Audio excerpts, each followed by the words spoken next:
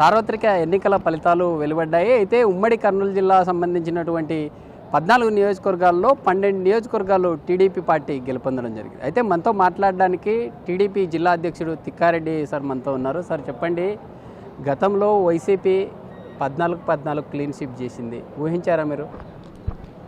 నమస్కారం అండి.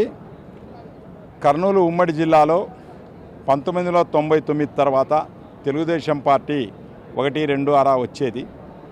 అయితే జగన్మోహన్ రెడ్డి గారు కడప కన్నా కర్నూలు ఎక్కువ వచ్చే పరిస్థితికి వచ్చింది. కానీ కర్నూలు జిల్లాని నిలువున ముంచాడు. ఇరిగేషన్ ప్రాజెక్టులు అయితేనేమి, లేక న్యాయ రాజధాని అయితేనేమి, లేక తాగడానికి నీళ్ళు అయితేనేమి, అట్టడుగు వెనకబడినటువంటి కర్నూలు ప్రాంతం ఆయనను ఎంత నమ్మితే అంత మోసం చేశాడు.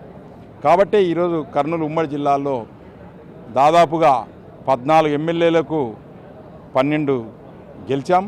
1 రీకౌంటింగ్ నడుస్తూ ఉంది. 2 ఎంపీలు గెలిచాం. దానికి కారణం చంద్రబాబు నాయుడు,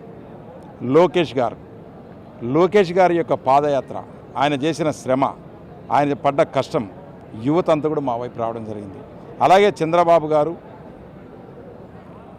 ఆయన్ని టచ్ చేయడం, ఒక మచ్చలేని మహానాయకుడు, ఆయన తీసుకుపోయి జైలు వేస్తే అదే రోజు జగన్ పతనం స్టార్ట్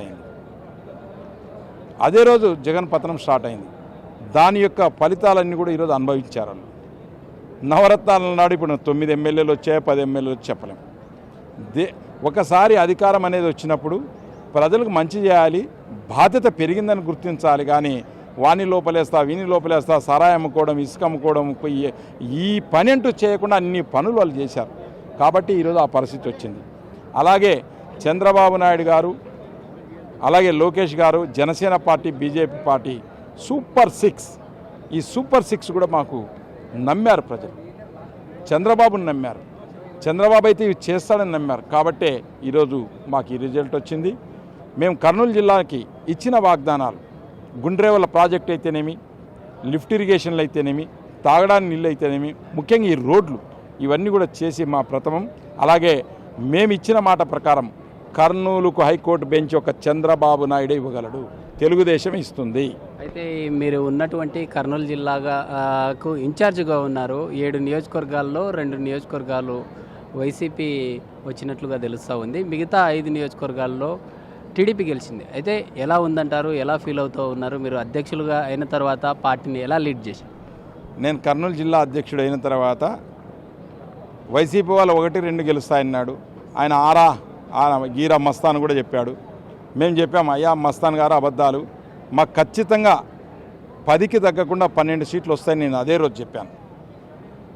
అయితే మస్తాను ఎంతో మంచి పేరు తెచ్చుకొని ఈ డబ్బుల కోసం కకృతి పట్టి జగన్కు తప్పుడు సంకేతాలు ఇవ్వడం, దానివల్ల వైసీపీ కార్యకర్తల నాయకులు బెట్టింగ్లు పెట్టుకొని కోట్లు పెట్టుకొని నాశనం అయిపోయారు.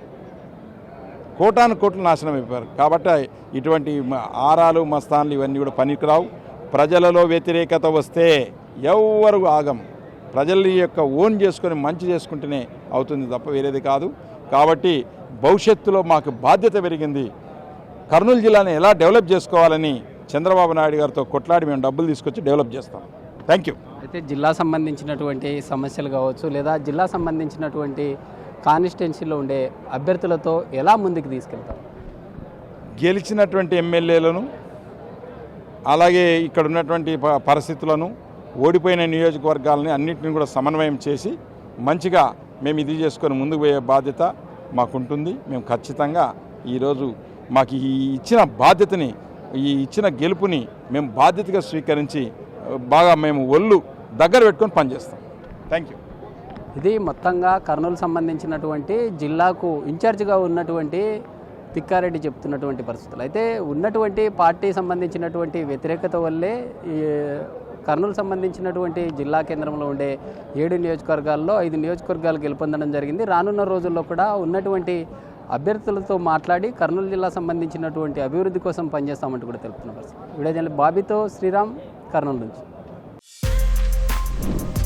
For more videos like this, subscribe Big TV channel.